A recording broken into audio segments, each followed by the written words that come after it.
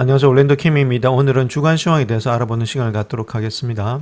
자, 먼저 시장 한번 보겠습니다. S&P 500 같은 경우는 한 주 동안 좀 많이 하락을 했죠. 1.63% 하락했다. 그 다음에 다우 역시도 마찬가지로 1.22%, 그다음 나스닥 100이 상당히 많이 하락했죠. 한 3.07%, 요번에 한 주 동안에 상당히 많이 하락했던 중에 하나가 나스닥 100이었다. 조정을 좀 받았다는 겁니다. 자, 미드캡 보게 되면 미드캡이 0.03%, 스몰캡은 조금은 0.13%로 상승했고, 그다음 마이크로캡 이런 것들도 상당히 하락을 많이 했습니다. 마이크로캡은 동전주다 이렇게 보시면 됩니다. 요거는 좀 페니스타. 자, 그런 가운데 있었고, 요번에 가장 중요했던 것이 나스닥 100 중심으로 조금은 조정이 일어났다. 대형기술주가 좀 조정이 일어났던 그런 한 주였다. 이렇게 보시면 되는데, 그럼에도 불구하고 YTD 기준이 있죠. 요번 1월 1일부터 시작해가지고 지금 11월 달까지 봤을 때는 아직까지도 일단 장세가 19.27%로 상승세가 가장 많다는 겁니다. 자, 그만큼 일단 조정 받았지만은 그럼에도 불구하고 아직까지 추세는 꺾이지가 않았다. 이렇게 보시면 되겠죠. 그래서 3년 동안 본다 무려 127%나 상승이 되고 있다. 이렇게 말씀을 드립니다. 한 주 동안의 퍼포먼스 한번 보시게 되면 에너지가 1.34%, 리얼 이스테이트가 0.95%, 컨슈머 디펜스가 0.87, 그 다음 유틸리티가 0.87, 파이낸스가 0.72 정도 되고 있었다. 헬스케어가 0.61. 그러니까 전반적으로 봤을 때 경기 방어주 중심으로 좀 상승했던 것이 한 주고, 그 다음 테크놀로지가 많이 하락을 했죠. 4.39. 빅테크가 많이 하락했다. 그 다음 커뮤니케이션 서비스 1.89 정도 되고 있다. 그 다음 산업재가 1.65. 그러니까 전반적으로 봤을 때 기술 중심으로 하락했고, 아무래도 일단 경기 방어주 중심으로 상승했던 것이 이번 한 주가 아니겠는가. 자, 그렇게 볼 수 있습니다. 자, 그 다음 글로벌 시장 한번 보겠습니다. 전 세계적으로 보더라도 지금 이제 한 주 동안 많이 하락을 했죠. 월드 에쿼티가 지금 이제 1.32%, 그 이머징 마켓이 1.44%, 그 다음에 미국 제외한 나라들도 0.64% 정도 하락을 했다. 전반적으로 다 하락을 했습니다. 자, 그 가운데 좀 안 했던 종목, 안 했던 나라들은 브라질, 그 다음에 일단은 지금 UK라든지 마지막으로 차이나 이쪽만 조금씩 보합을 나타냈고 나머지는 거의 다가 하락했던 그런 한 주가 되지 않았나. 전반적으로 일단 시장 자체가 약간의 조정의 모습이 있었다. 이렇게 말씀을 드립니다. 자, 다음 채권 시장 한번 보겠습니다. 채권 시장에서는 TLT 이런 것들이 조금 마이너스가 되면서 전반적으로 채권의 가격이 좀 많이 떨어졌죠. 채권의 가격이 떨어졌다는 말은 채권의 금리, 즉 수익률이 올라갔다는 겁니다. 아무래도 채권의 수익률이 올라갈 때는 금리가 올라가니까 주시장이 좀 떨어지는 그런 입장이 있겠죠. 반비례니까. 자, 그런 가운데 있었다. 그래서 지금 주식에 있던 종들이 아무래도 채권을 사기 위해서 조금은 움직이지 않았나. 자, 그렇게도 볼 수가 있겠습니다. 자, 다음 커모디티 한번 보겠습니다. 5일 동안 일단 한 주 동안에 커모디티 골드는 조금 올라갔고, 그 다음에 금값은 좀 떨어졌고, 플래티늄도 좀 떨어졌죠. 자, 원래는 일단 주식이 떨어질 때, 위험자산이 떨어지면은 안전자산으로 수요가 몰리면서 올라가야 되는데, 그게 올라가는 게 없죠. 지금 이제 위험자산하고 안전자산이 구분이 별로 없어졌다는 겁니다. 즉 말해서 돈의 가치가 떨어지다 보니까 위험이든 안전이든 거의 다 같이 움직이고 있는 그런 입장이 있다. 이렇게 말씀을 드립니다.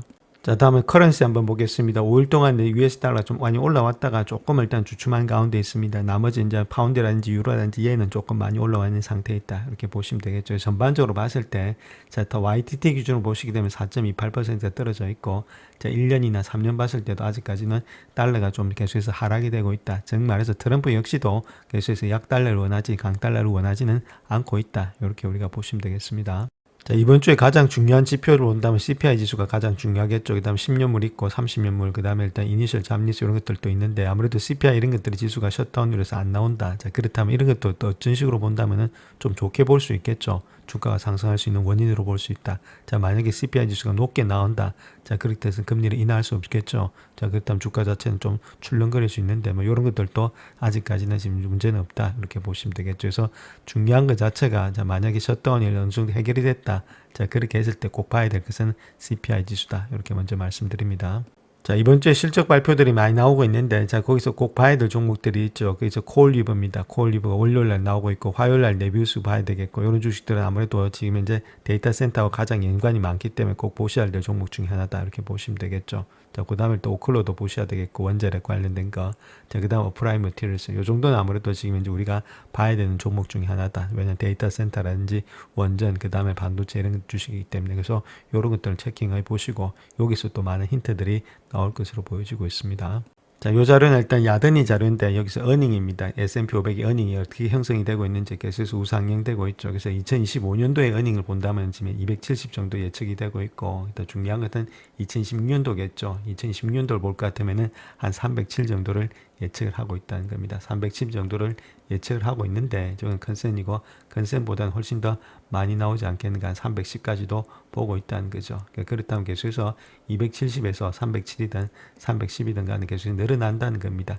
이게 증가가. 자, 그렇다면 충분히 주가는 아무래도 EPS의 함수니까 올라갈 수 있다. 자, 그렇게 보면 되겠죠. 기업의 이익이 만약에 늘어지면은 주가 자체는 좀 하락하는데 아직까지는 그런 모양은 안 나타나고 있다. 이렇게 말씀을 드립니다. 자, 그 다음 또 매출 마찬가지입니다. 매출도 지금 이제 1999 정도 되고 있죠. 2025년도가. 자, 그렇다면 2010년도를 보게 되면 적어도 2118까지는 갈 수 있다는 겁니다. 그래서 매출과 이익이 계속해서 증가되고 있기 때문에 주가 자체가 여기서 완전히 급락을 한다. 자, 그렇게 보기는 힘들겠죠. 자, 물론 올라가는데 뭐 비스랩이 가든지 기울기가 조금 가파르든지 그렇게 할 수 있겠지만은 아무튼 이런 것들 이익과 매출이 계속해서 가고 있을 때 주가가 완전히 폭락을 한다. 자, 그렇게 보기는 아직까지는 힘든 모양이 있다. 이렇게 말씀을 드립니다. 자, 그래서 야드니에서 이야기하고 있는 예측치를 본다면 2015년도입니다. 5,400에서 한 7,000까지 볼 수 있겠다. 그렇게 보이고, 그 다음에 2010년도는 6,300에서 한 7,700까지 보지 않겠는가. 자, 그렇게 보여지고 있죠. 자, 그런 가운데 이제 주가가 좀 하락한다면은 매수의 관점에서 보셔서 들고 가는 그런 전략이 아직까지는 필요하다. 이렇게 보시면 되겠죠. 이익과 매출의 증가가 없으면은 아무래도 지수는 올라갈 수 없는데 아무래도 좀 빠진다면은 매수의 관점에서 우리가 담아가야 될 때다. 그래서 좀 길게 보시면서 투자하신 분들에 한해서는 짧게 일단 하루 이틀 보지 마시고 내년이 어떻게 될지 자, 그걸 예측을 하시면서 지금 아무래도 금리 인하 중에 있죠. 금리 인상 중에 있는 게 아니라 금리가 인하 중에 있습니다. 그렇다면 주가가 그렇게 큰 폭으로 내려올 가능보다는 올라갈 가능성이 많이 있다는 겁니다. 그렇다면 빠질 때가 지금 이제 매수 관점에서 들어가야 될 때다. 그렇게 보시면 되겠죠. 자, 그렇다면 밸류에이션이 어떻게 되고 있는지 거기에 대해서 한번 보겠습니다. S&P 500이 23배수 정도 되고 있죠. 빨간 게 23배수인데 커뮤니케이션 서비스 있죠. 요거 자체가 21배수니까 거의 비슷한 모양이 있죠. 그럼에도 불구하고 아직까지는 S&P 500보다는 조금은 저평가되어 있는 것이 커뮤니케이션 서비스다. 이렇게 우리가 보실 수 있습니다. 자, 그 다음 또 보는 것이 경기 소비재 있죠. 컨슈머 디스크리네이션이 이런 것 자체는 좀 고평가되어 있죠. S&P 500보다는 좀 고평가되어 있다. S&P 500이 지금 이제 23배수인데 여기 30배수 되어 있다. 기술자고 이런 것들이 좀 고평가되어 있으니까 지금 조정이 받고 있다 이렇게 보시면 됩니다. 자, 다음 요 차트 하나 보시게 되면 컨슈머 스태플러스 있죠. 여기는 필수 소비재죠. 필수 소비재는 20배수, S&P 500이 23배수니까 좀 저평가되어 있다. 그래서 전반적으로 보면은 거의 다 저평가되어 있다 이렇게 보시면 됩니다. 자, 다음 에너지 한번 보겠습니다. 에너지는 15배수죠. 상당히 저평가되어 있는 모양이 있는 것이 에너지다. 이렇게 우리가 보시면 되겠습니다. 자, 그 다음 파이낸스 한번 보겠습니다. 파이낸스도 한 15배수니까 좀 저평가되어 있다. 이렇게 보시면 되겠고, 그 저평가됐다는 이유가 지금 S&P 500이 23배수니까 그에 대해서 저평가되어 있다는 거지. 지금 이제 요런 같은 경우에서 직전 고점까지 와 있는 상태에 있죠. 자, 그런 가운데이기 때문에 이것이 상당히 지금 이제 그렇게 급격하게 저평가 안 돼 있다 할지라도 이제 S&P 500이 그만큼 많이 올라와 있다. 그렇게 우리가 보시면 되겠습니다. 자, 그 다음 또 헬스케어 한번 보겠습니다. 헬스케어도 많이 저평가되어 있죠. 자, 그런 가운데 있고 지금 17.4 정도 되고 있습니다. 이런 것들은 뭐 직전 고점에 비해서도 상당히 저평가되어 있는 그런 모양이 있다. 여기 보시면 엄청났죠. 자, 그런 가운데 있고 여기는 S&P 500은 뭐 상당히 고평가되어 있고 자, 그만큼 일단은 이번에 들어와서 트럼프 하고 나서부터 헬스케어가 그만큼 안 좋았다. 자, 그렇게 보실 수 있습니다. 자, 다음 산업재 한번 보겠습니다. 산업재는 24배수 정도 되고 있죠. 자, S&P 500의 포홀드는 23배수인데 거의 비슷한 모양이 있습니다. 아직까지 뭐 저평가 고평가라기보다는 거의 적정한 지금 가격에 와 있다. 이렇게 말씀을 드립니다. 자, 다음 유틸리티 한번 보겠습니다. 유틸리티도 18배수니까 좀 저평가되어 있는 그런 모양이 있죠. 저번보다도 지금 파란 거를 본다더라도 20배수 넘어가는데 아직까지 유틸리티도 좀 저평가되어 있다. 이렇게 말씀드립니다. 자, 그 다음 또 하나 보셔야 될 것이 지금 머티리얼스 P 레이쇼 있죠. 이게 18배수로서 상당히 많이 좀 떨어지고 있죠. 이거는 뭐 지금 밸류에이션보다는 좀 많이 떨어지고 있다는 겁니다. 왜 떨어지느냐? 자, 그렇게 했을 땐 기업의 제조업이 있죠. 이런 것들이 조금은 수그러들고 있다 이렇게 보시면 되겠죠.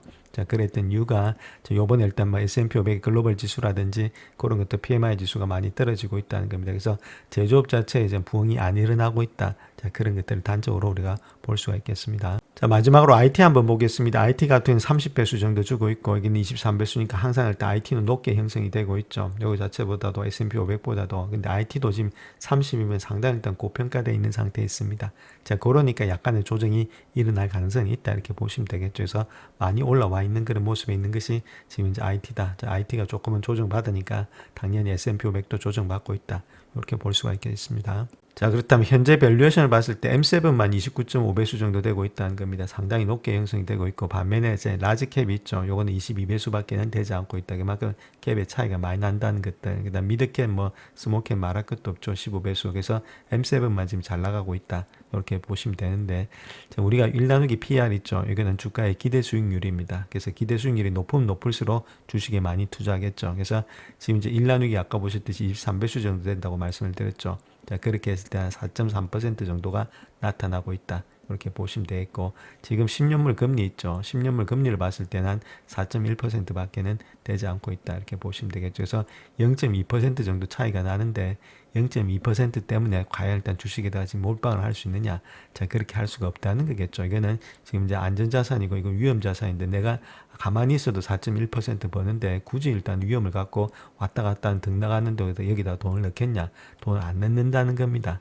돈을 안 넣으니까 주가 자체가 많이 올라와 있는데 여기서 일단 돈을 갖다가 투입이 안 된다는 거겠죠. 그러니까 돈이 더 안 올라간다는 거겠죠. 주식이 올라가려면은 돈을 더 많이 투입을 해야 되는데 기관들 자금이라는 이런 것들이 너무 높아져 있으니까 안전자산 대비해서 지금 위험자산을 투입하려고 하니까 아무래도 4.3 가지고는 만족이 안 된다는 겁니다. 이것이 많이 떨어져서 뭐 0.1이라든지 1% 정도 된다. 자, 그렇게 했을 때는 문제가 없겠죠. 근데 이거나 뭐 별 차이 없죠. 자, 그러니까 이 꼭대기에서 지금 돈이 안 들어오고 있다는 겁니다.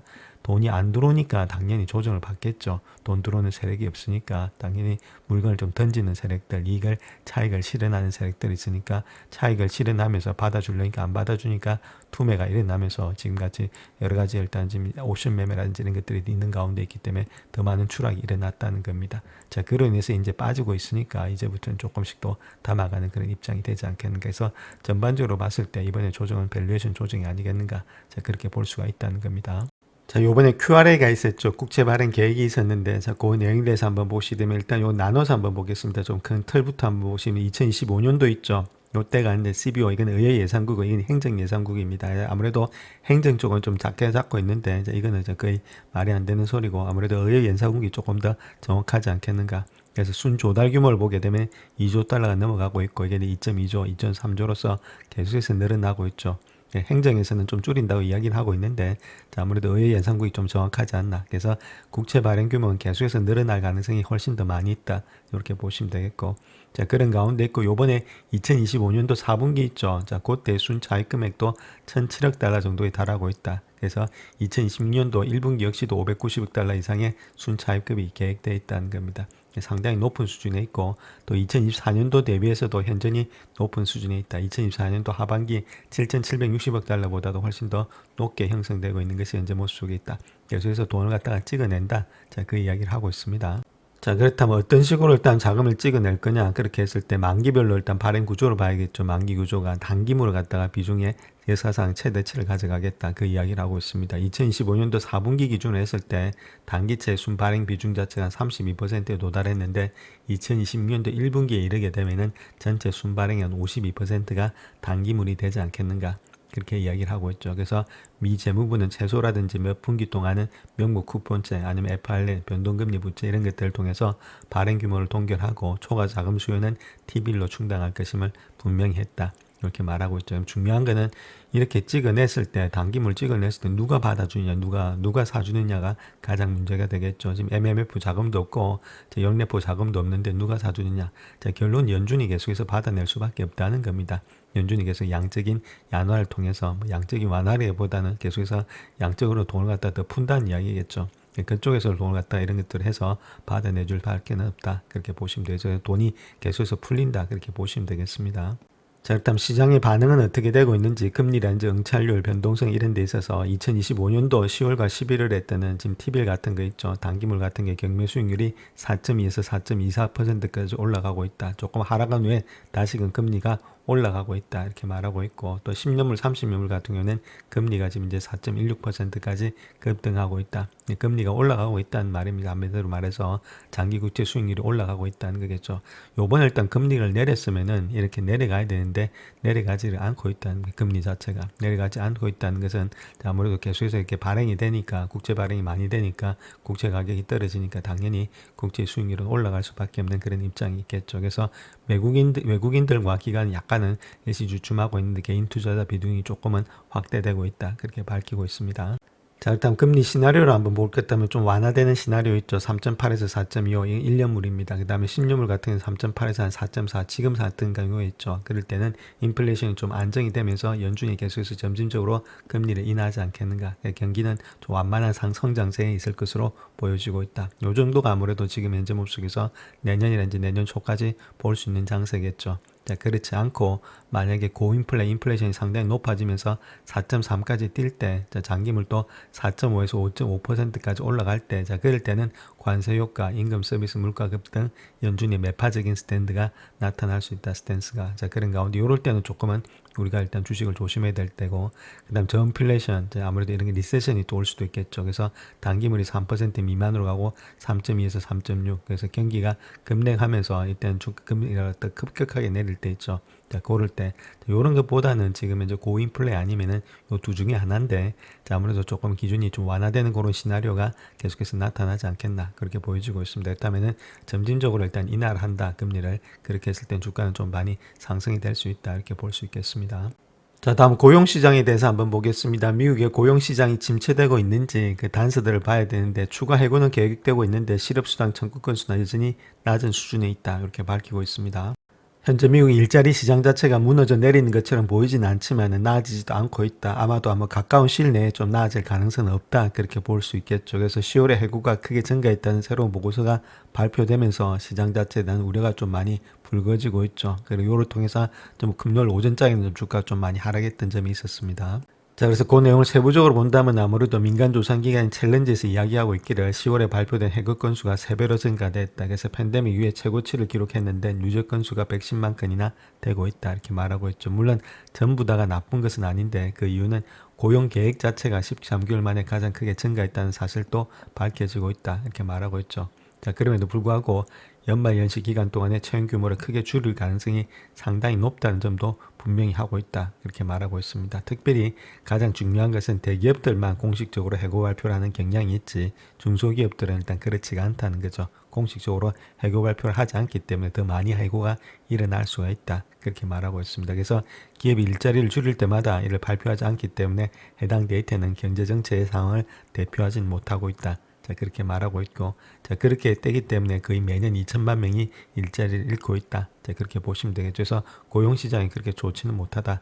이렇게 이야기를 하고 있습니다. 자, 다음 요 차트 한번 보시면 레이업이 되고 있다는 게 사람 많이 자르고 있다는 거겠죠. 그만큼 많이 늘어나고 있습니다. 사람을 많이 자르는 것들이. 자, 사람이 많이 자른다 했을 땐 실업률이 많이 올라가겠죠. 실업률이 많이 올라가게 되면 아무래도 금리를 많이 내줄 수밖에 없다. 그러니까 실업률이 많이 올라가게 되면 결론은 소비가 줄어들면서 경제적인 부담이 많으니까 주가 자체는 올라가기 힘들지 않겠는가 그렇게 이야기할 수 있는데, 자, 우리는 일단 주식을 하는 사람 입장에서는 기업의 측면에서 먼저 봐야 되겠죠. 그러면 이런 것들이 나타나는 현상이 어디서 나타나느냐, 레이업 되는 게, 자, 가장 중요한 생산성이 늘어나고 있기 때문에 지금 레이업이 될 수 있다. 이렇게도 볼 수 있겠죠. 자, 그런 가운데 이제 기업이 이익은 늘어나는데 사람들이 줄어든다. 자, 그렇게 했을 때는 아무래도 주가 자체가 그렇게 급격하게 내려오지는 않을 것으로 보여지고 있다. 자, 이렇게 해석하셔야 되겠고, 우리가 초점을 맞춰야 될 것은, 우리가 주식을 할 때 초점을 맞춰야 될 것은 기업에 초점을 맞춰야 되지, 이 경제 시장에 일단 초점을 맞춰서는 안 됩니다.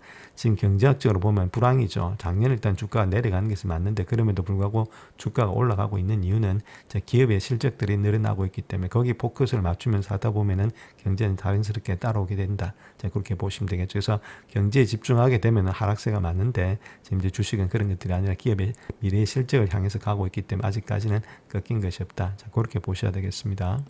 자, 다음 요 내용을 보시게 되면 젠슨왕은 AI 수요가 매월 증가하고 있다. 자, 그렇게 말하면서 TSMC의 웨이프 공급 확대를 요청하고 있다. 이렇게 말하고 있죠. 그래서 엔비디아의 성공이 여전히 중요한 요소가 되고 있는 것이 TSMC다. 그래서 TSMC 없이는 엔비디아도 없다. 그렇게 말하고 있습니다. 결론적으로 봐서 계속해서 공급 확대를 요청하고 있다는 말은 그만큼 많이 사람들이 산다는 거겠죠. 물론 거품도 있고 데이터 센터가 많이 지어지고 있으니까 그럼에도 아직까지는 거품이 완전히 터지고 완전히 거품이 끝났다. 자, 그렇게 보기보다는 지금 이제 그거 향해서 가고 있는 중에 있기 때문에 아직까지 주가의 상승 여력은 더 있다. 이렇게 보시는 것이 합당하겠습니다. 자, 젠스왕이 말했던 그런 이유들이 어디 있냐? 자, 그렇게 했을 땐 AI 지금 이제 엄청난 지출이 일어나고 있다는 겁니다. 아마존, 메타, 그다음 구글, 마소 이렇게 하이퍼스케일러들이 엄청나게 돈을 갖다가 쓰고 있다는 이야기가 되겠죠. 그러니까 당연히 GPU가 팔릴 수밖에 없는 그런 입장이 있다. 그래서 2016년도 1분기부터 시작해서 지금 이제 2026년도 1분기 있죠. 한 5년 동안에 봤을 때 그때 지료였다면 지금 아마존 한 30빌리언까지 늘어나고 있고, 메타 역시도 뭐 20빌리언 이상 항상 일단 소비를 많이 하고 있다는 겁니다. 구글 역시도 거의 30빌리언에 가까운 그런 입장이 있지 않나. 그래서 이런 것들이 계속해서 지금 이걸로 끝나면 괜찮은데 계속해서 증가될 가능성이 더 많기 때문에 주가의 상승 여력은 아직까지는 항상 많이 있다. 자, 그렇게 보셔야 되겠습니다.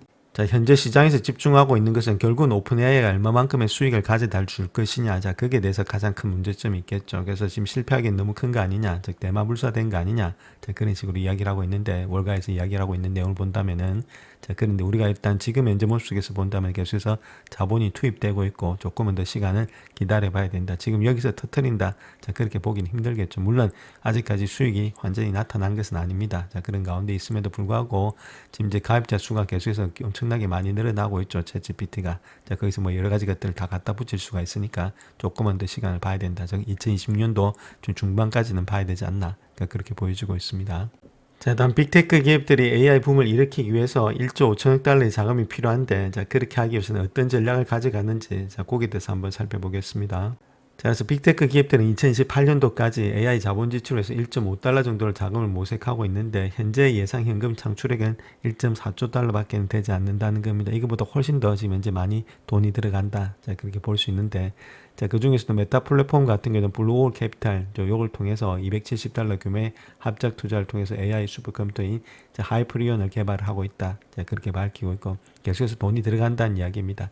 자, 엔비디아는 콜립에 1억 달러, 그 다음 오픈 AI에 1000억 달러를 투자하는 등 자사 고객에 상당한 투자를 하면서 AI 인프라의 구축과 자체 매출을 늘리고 있다. 이렇게 보시면 되겠죠. 그래서 계속해서 돈이 들어가는데, 자, 그 돈들이 정말로 우리가 회전될 수 있는 그런 돈, 이익 잉여금에서 나오고 있느냐. 자, 그것이 중요하겠죠. 자, 그래서 현재 맨하탄 규모의 데이터 센터 비용을 지불하기 위해서 메타의 CEO는 JP모건 같은 대형은행에 의지하지 않고 있다. 그렇게 말하고 있죠. 그래서 지금은 블루홀 캐피탈 아까 보셨죠. 이런 회사에다가 지불하고 있는데, 회사에다 대출을 받고 있는데, 이런 회사들은 아무래도 고객의 예금 대신해서 연금이라든지 보험회사와 같은 기관 투자가로부터 자금을 조달받고 있는 것이 블루홀 캐피탈이다. 이렇게 보시면 되겠죠. 이런 대표 상품이 상당히 많이 급증했다는 겁니다. 조금은 금리는 낮아질 수가 있겠죠. 자, 그랬던 이유는 규제 당국이 고위험 대출을 갖다 은행에서 미국 정부 보증 없이 하는 기간으로 몰아내고 있다. 그래서 이러한 대출 상품이 인기를 끌고 있다. 자, 그렇게 말하고 있죠. 그래서 또 블루홀 같은 경우는 출자금의 일부를 갖다가 핌코라든지 기관 채권 투자자들에 발행하는 사모증급 발행을 통해서 조달할 예정에 있다. 이렇게 보시면 되겠죠. 그래서 결론적으로 봤을 때 이제 이런 것들이 있는데, 사모증권을 발행을 통해서 자기들이 자금을 조달한다. 그래서 지금 이제 사모증권 시장이 상당히 많이 팽창돼 있는데, 이런 것들 자체가 만약에 또 부실이 된다 했을 때는 상당히 좀 어려움이 있을 수도 있다. 이렇게 보시면 되겠습니다. 자, 다음 S&P 500의 주봉 차트 한번 보시게 되면 20주선 있죠. 요거 자체가 거의 지금 6,600을 기록하고 있다. 이렇게 보시면 됩니다. 요것이 일단 20주선인데 요걸 타면서 계속해서 올라가고 있죠. 20주선 자체가 계속해서 타면서 추세가 상승 중에 있다. 그렇게 보시면 되겠고, 자, 그걸 갖다가 일봉에서 한번 보시게 되면 이런 모양이 되고 있죠. 자, 그런 모양이 되고 있는데, 자, 여기서 봐야 될 것이 여기는 일단 100주선입니다. 100일 이평선 있죠. 100일 이평선하고 20주선하고 똑같다 이렇게 보시면 됩니다. 20주니까 그걸 갖다가 곱하기 지금 이제 5일 정도로 하면 되겠죠. 자, 그렇게 했을 때는 100주선이나 100일 이평선이나 20주선이나 똑같다 이렇게 보시면 되겠죠. 그래서 고기를 맞고 지금 이제 올라가는 모양이 있고, 이때까지 한 번도 100일 이평선 밑으로 내려온 적이 없습니다. 이번에 올라와서는 자, 그런 가운데 있고, 아직도 200일선 위에 있으니까 주가 자체는 좀 반등이 되지 않겠는가. 자, 그 다음 스토캐스트 이런 것들도 거의 지금 밑부분에 와 있죠. 과매도 돼 있다 이렇게 보시면 됩니다. 자, 그런 가운데 있다면 좀 매도 세력이 아무래도 상당히 많이 내려왔기 때문에 여기서부터는 좀 반등은 일어나지 않겠나. 자, 그렇게 볼 수 있는 그런 관점이 있다 이렇게 보시면 되겠습니다.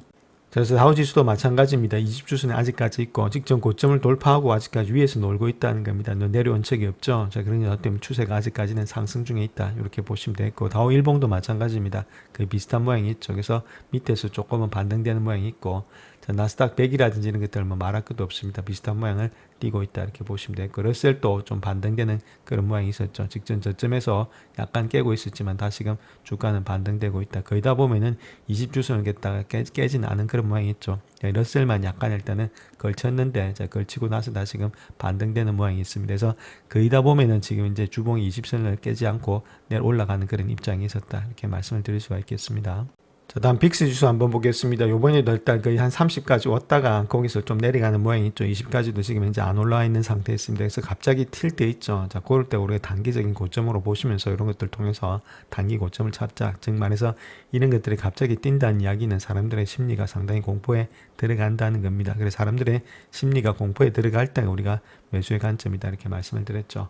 자, 그 다음 10년물 금리 한번 보겠습니다. 10년물 금리는 제가 보는 관점에서는 큰 폭으로 내려온다 이렇게 보기는 힘듭니다. 4를 깨면서 완전히 내려와서 3.5를 깬다. 자, 그렇게 보기보다는 아무래도 옆으로 횡보가 되면서 지금 오는 좀 그렇고 한 4.5 있죠. 4.5에서 3.5 사이 아니면 4 사이를 갔다 왔다 갔다 하지 않겠는가. 그래서 길게 본다면 3.5에서 5까지인데 3.5에서 한 4.5까지로 왔다 갔다 하는 그런 모양이 되지 않겠나. 자, 그렇게 보여지고 있습니다. 10년물. 그 다음 30년물도 마찬가지죠. 30년물도 큰 폭으로 내려간다 이렇게 보기보다는 요 4.5에서 많이 내려오면 4.5고 안 그러면 거기서 5에서 4.5에서 왔다 갔다 하지 않겠는가. 점진적으로 이거 자체의 금리가 그렇게 큰 폭으로 내려가기는 힘든 모양이 있다. 이렇게 보시면 되죠. 국채 발행 물량이 많기 때문이다. 이렇게 말씀을 드립니다.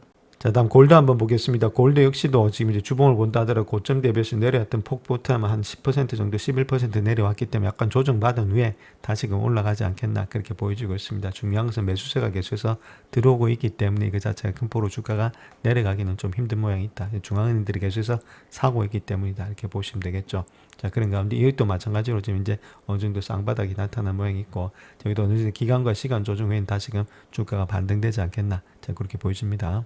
자, 먼저 테슬라 주봉 차트 한번 보겠습니다. 누차 말씀을 드렸지만 아무래도 직전 고점을 돌파하려면은 어떤 썰이 있어야 되는데 아직까지 그런 것들은 없다 이렇게 말씀을 드렸죠. 주가가 좀 올라가기에는 좀 시간과 기간 조정이 필요하다 이렇게 말씀을 드렸습니다. 그래서 주봉에서 이렇고, 자, 일봉에서 본다더러 라인 때 있죠. 그래서 400불 때 조금 더 올라가 본다면은 한 415불 때에서 시작해서 요 라인 때 있죠. 그래서 470불 때에서 좀 왔다 갔다 하지 않겠나 그렇게 보여지고 있습니다. 그래서 이런 것들이 좀 내려간다면은 그때는 좀 매수 관점이 돼야 되겠죠. 주가가 여기서부터 꺾인다 그렇게 보진 않는데, 자, 그렇다 하더라도 올라가려면 시간은 좀 많이 걸릴 것으로 보여지고 있습니다. 뭐가 없죠. 얘도 지금 이제 배수 자체가 본다면 200 몇 배나 218배나 이렇게 올라와 있기 때문에 배수가 상당히 일단 고평가되어 있습니다. 아무것도 없는데 지금 올라가고 있는 그런 기대치로 스토리만 올라가고 있죠. 그렇기 때문에 어느 정도 지금 기대치를 좀 보여주면서 이익이 증가되려면 시간은 좀 가야 된다. 자, 이렇게 말씀을 드립니다.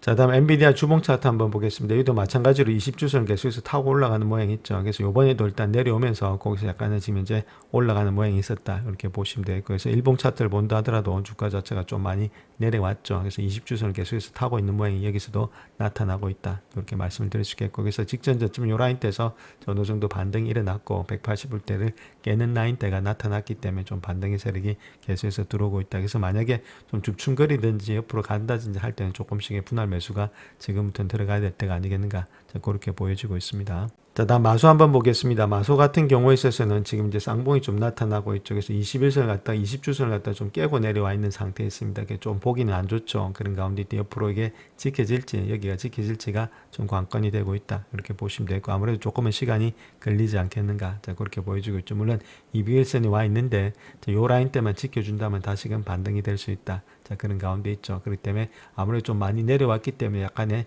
지금 모습에서 어느 정도 반발 매수세는 좀 나오지 않겠는가. 그 다음에 이렇게 이런 종목들이 200일선에 붙을 때 있죠. 요럴 땐 조금씩 우리가 담아서 길게 보시면서 가게 되면 나중 되면 또 큰 폭의 상승되어 있는 것이 M7이다 이렇게 보시면 되겠습니다. 자, 다음 메타의 주봉 차트 한번 보겠습니다. 메타 같은 경우는 상당히 좀 많이 내려왔죠. 100일선까지 내려와 있는 상태에 있다 이렇게 보시면 되는데, 여기도 보시게 되면 이렇게 내려왔을 때 있죠. 자, 그럴 때가 어찌 보면 또 매수의 관점이 되지 않았나. 자, 그렇게 보여지고 있습니다. 약간의 기간과 시간은 걸리겠지만은 이렇게 주봉이 내려왔을 때는 조금씩 담아서 길게 보시면서 가게 되시면 또 나중에 큰 폭의 상승이 일어날 수가 있다. 저렇게 보시면 되겠죠.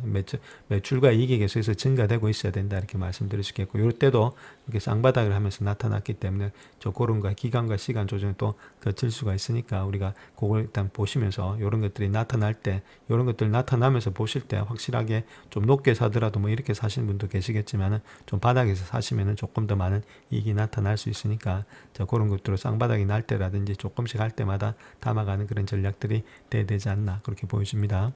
자, 다음 아마존 한번 보겠습니다. 아마존은 20주선 뭐 닿지도 않고 가고 있죠. 상당히 힘이 좋은 가운데 있다 이렇게 보시면 되고 직전 고점 돌파한 후에 약간의 조정받고 있지만 다시금 주가는 상승 중에 있다 이렇게 보시면 되겠죠. 상당히 강한 종목이 있습니다. 다른 것보다는. 그래서 이렇게 갭으로 뛰었던 자리 있죠. 그 라인대를 내려오지 않고 자, 그 위를 지켜주고 있다. 즉 240불 때는 계속해서 직전 고점보다는 위에서 놀려는 그런 입장이 있다. 이것도 마찬가지로 상당히 다른 종목보다는 힘이 훨씬 더 강한 모습이다 이렇게 말씀을 드립니다.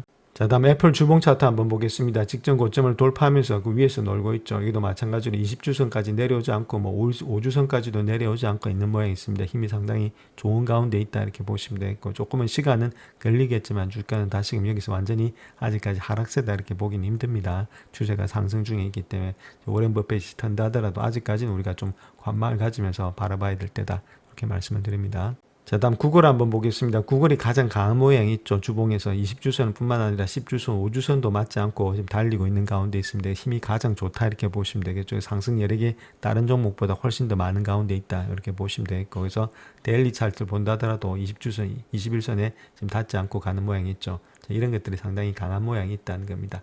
자, 실례로 들어서 지금 아까 보셨던 엔비디아 있죠. 이런 것들은 21선 완전히 깨졌고 지금 이제 보시게 되면은 거의 100일선까지도 지금 이제 깨져 있는 상태 있죠. 자, 그만큼 일단 힘이 없는데 자, 그에 반해서 지금 이제 구글 같은 경우는 그런 모습이 없고 그냥 21선 거의다가 위에서 놀고 있는 모양이 있다는 겁니다. 힘이 그만큼 많이 있다. 즉 들어오는 족족 누군가의 매수세가 있다는 겁니다. 자, 그 이유는 앞으로 더 갈 수 있는 그런 여력이 되고 있죠. 그 이유는 아직까지 밸류에이션이 그만큼 높지가 않았고 엔비디아보다 그다음 앞으로 여기서 더 많은 이익들이 창출될 수 있다는 것을 여기서 알 수가 있겠죠. 그럼 이런 것들을 통해서 백도어로 들어가서 정말로 그런지를 갖다 펀더멘탈로 꼭 찾아보셔야 된다. 이렇게 말씀을 드립니다.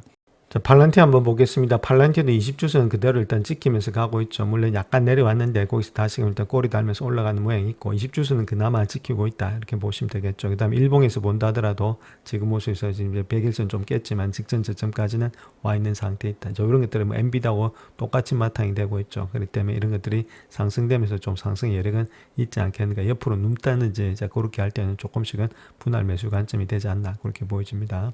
자, 다음 아이온큐 한번 보겠습니다. 아이온큐는 누차 말씀드렸듯이 직전 고점 라인대 있죠. 그래서 54불대라든지 50불대 그 정도 왔을 때는 좀 매수의 관점에서 들어가자. 60불대 밑에서는 자 그렇게 말씀을 드렸고 자, 아무래도 좀 꼬리가 달리면서 스토캐스틱인 것들이 좀 바닥권에 와 있으니까 이렇게 좋을 때는 조금씩 물량을 갖다 담으셔서 빠질 때 자, 들어가는 그런 관점이 돼야 되지 않나. 자, 그렇게 보여주고 있습니다. 아직까지 갈 길이 많은 종목인데 주가가 이렇게 한 번씩 내려올 때는 좀 담아서 그렇게 길게 보시면서 들고 가게 되면은 아무래도 주가 자체의 상승은 또 일어날 것으로 보여지고 있다. 이렇게 보시면 되겠죠. 여기도 어찌 보면은 주가 자체는 이렇게 내려오고 있는데 약간의 다이버전스가 나타나는 모양이 있죠. 주가는 이렇게 내려오고 있죠.